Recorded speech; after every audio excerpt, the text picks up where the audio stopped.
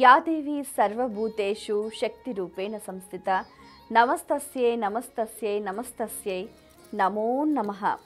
దేవి శరన్నవరాత్రిలో భాగంగా 4వ రోజున అమ్మవారు లలితా త్రిపుర సుందరి దేవిగా భక్తులకు దర్శనమిస్తూ ఉంటుంది.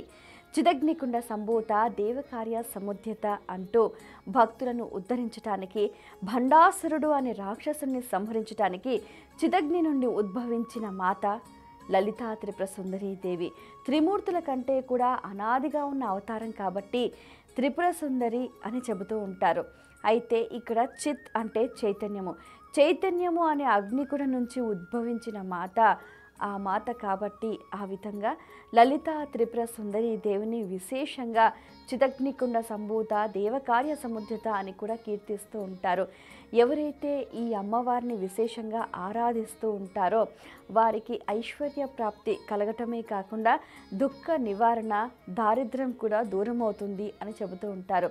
లలితా త్రిపుర సుందరి దేవి స్వరూపాన్ని గమనిస్తే ఒకవైపు సరస్వతీదేవి, మరొక వైపు లక్ష్మీదేవి వింజామర్లు వీచగా సమస్త దేవీ దేవతలు కూడా ఆ మంచపు కోళ్లుగా ఉండగా ఎంతోమంది దేవీ దేవతలు ఆమె చుట్టూ పరివారంగా కనిపిస్తూ ఉంటారు. ఈ విధంగా లలితా త్రిపుర సుందరి దేవి సకల జనుల రక్షణ కోసం ఉద్భవించినట్టుగా మనకు గోచరమవుతూ ఉంటుంది.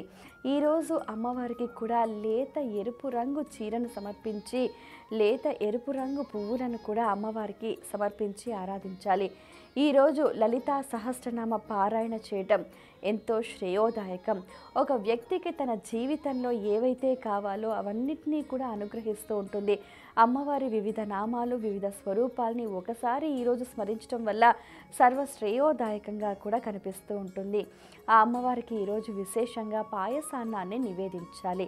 ఇక నవదుర్గా స్వరూపంలో అమ్మవారు ఈరోజు కూష్మాండాదేవిగా భక్తులను అనుగ్రహిస్తూ ఉంటుంది.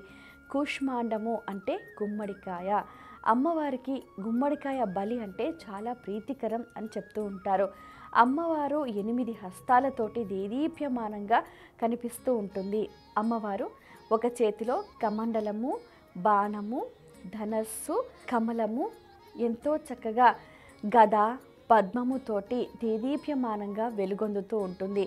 అలాగే ఒక చేతిలో సర్వసిద్ధులను, నిధులను అనుగ్రహించే జపమాలతోటి కూడా కనిపిస్తూ ఉంటుంది. ఎవరైతే అమ్మను ఈ రోజున విశేషంగా ఆరాధిస్తూ ఉంటారో వారికి ఎంతో చక్కగా యశస్సు, తేజస్సు, ధైర్యము, ఆయుష్ కలుగుతుంది అని కూడా ప్రతీతి.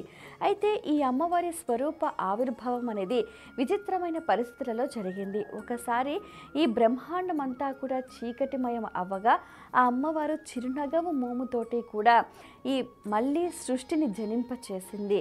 సర్వజనులకు కూడా మళ్ళీ ఉపాధిని కల్పించింది, జీవనాధారాన్ని పునరుజ్జీవింపచేసింది. కాబట్టి ఈ రోజున అమ్మవారిని కూష్మాండాదేవిగా ఆరాధిస్తూ ఉంటారు. ఈరోజు గుమ్మడికాయ దానం చేసుకోవటం సర్వశ్రేయోదాయకం. గుమ్మడికాయని దానం చేస్తే భూమి దానం చేసినంత పుణ్యం లభిస్తుంది అని కూడా మన పెద్దలు చెప్తూ ఉంటారు.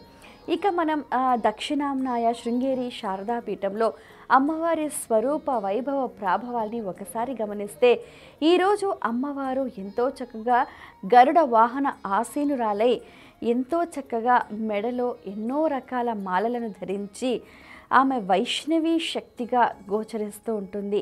వైష్ణవి అలంకారం అంటే నారాయణుని అర్ధాంగిగా ఆ నారాయణుడి శక్తిని కూడా తాను భక్తులకు అనుగ్రహిస్తున్నట్టుగా శ్రీహరి దేవేరిగా కూడా భక్తులను కటాక్షిస్తూ ఉంటుంది. సకల ఐశ్వర్యాలను, సిరి సంపదలను, సుఖ సంతోషాలను అనుగ్రహించే దేవతగా వైష్ణవీదేవి ఈరోజు భక్తులను కటాక్షిస్తూ ఉంది. ఇక బతుకమ్మ సంబరాల్లో భాగంగా ఎంతో చక్కగా గునుగు పూలు, తంగేడు పూలు, బంతి పూలు, చామంతి పూలు వీటన్నిటిని కూడా అందంగా పేర్చి అందులో గౌరమ్మని ఉంచి ఈరోజు అట్లు బతుకమ్మ అంటూ కూడా సంబరాలు చేసుకుంటూ ఆడపడుచులంతా కూడా ఆ అమ్మవారిని ఆరాధిస్తూ ఆట పాటలతోటి కూడా సందడి చేస్తూ ఉంటారు. మరి ఈరోజు అమ్మవారికి నైవేద్యంగా అట్లు సమర్పిస్తారు. అలాగే ఆ తర్వాత అందరూ కూడా వాటిని ఇచ్చిపుచ్చుకుంటూ కూడా ఆనందాన్ని పంచుకుంటూ ఉంటారు. ఇక తిరుమల కొండపై 7 కొండల వాడు ఆ శ్రీనివాసుడు ఎంతో చక్కగా శ్రీవారి నవాహ్నిక సాలకట్ల బ్రహ్మోత్సవాలలో భాగంగా ఉదయం సింహ వాహనంపై ఊరేగుతాడు. అలాగే సాయంత్రం ముత్యపు పందిరి వాహనంపై ప్రతి ఒక్కరికి కూడా కనువిందు చేస్తాడు మలయప్ప స్వామి. ఇక సింహ వాహనం అంటే కూడా యోగ శక్తికి సంబంధించి యోగ శాస్త్రంలో కూడా ఎన్నో రకాల నిగూఢమైన విషయాలను వారు తెలియచేశారు. సింహం అంటే ఏంటంటే ధైర్యానికి ప్రతీక అని చెప్తూ ఉంటారు.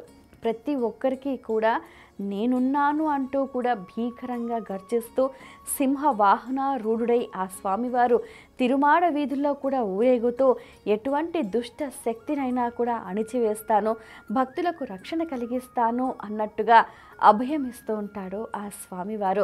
ఇక మనం గమనిస్తే కూడా ముత్యపు పందిరి వాహనంపై ఎంతో నేత్రానంద భరితంగా శ్రీదేవి భూదేవి సమేతుడైన ఆ మలయప్ప స్వామివారు అలా సంచరిస్తూ ఉంటారు. ఎంతో చక్కగా ముత్యము అంటే కూడా నవరత్నాలలో చాలా శ్రేష్టమైనదిగా చెప్తూ ఉంటారు. ముత్యము అంటే చంద్రుడికి ప్రతీకగా అని చెప్తూ ఉంటారు. ముత్యము అని అంటే మనఃకారకుడైన ఆ చంద్రుడికి ఎంతో ఇష్టమైనదిగా చెప్తూ ఉంటారు. అంటే ప్రతి ఒక్కరి మనసును అధీనంలో ఉంచుకొని ఆ మనసు శ్రీహరిపై లగ్నం చేసే విధంగా చల్లని కాంతులతోటి దేదీప్యమానంగా వెలుగొందుతూ ఆ చిరునగవు మొమ్ముతోటి కూడా ఆ స్వామివారు దేదీప్యమానంగా భక్తులను అనుగ్రహిస్తూ ఉంటారు.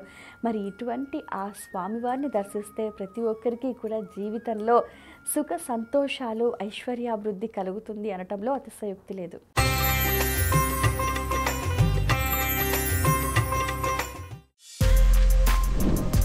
For more videos like this, subscribe Big TV channel.